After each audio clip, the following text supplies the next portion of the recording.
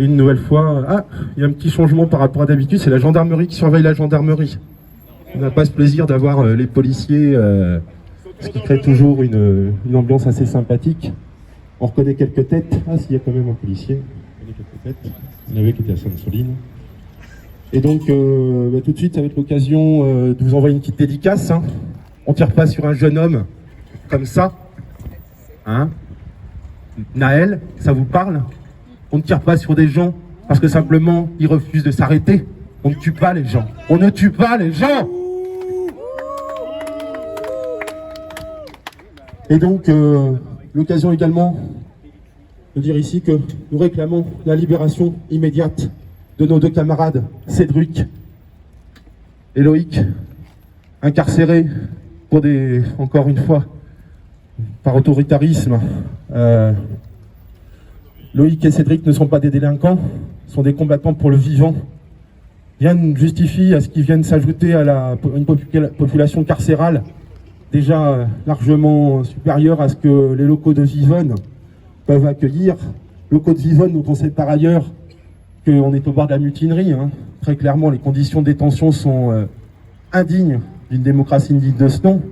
Vous vous renseignerez auprès de vos camarades matons, ils ne reçoivent pas tous leur salaire en temps et en heure.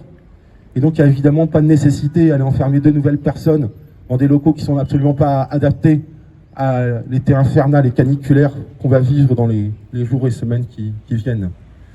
On note aussi aujourd'hui qu'il y a un nouveau Rubicon qui est franchi par le gouvernement Macron et qui arrive à trouver des juges et des procureurs pour appuyer ces stratégies, puisqu'on franchit le Rubicon de convoquer des responsables syndicaux de Sud, de Solidaire, de la CGT, de la Confédération Paysanne, tout simplement parce qu'ils remplissent leur mission de défense de l'intérêt général et leur mission de tout ce qui est simplement un syndicat.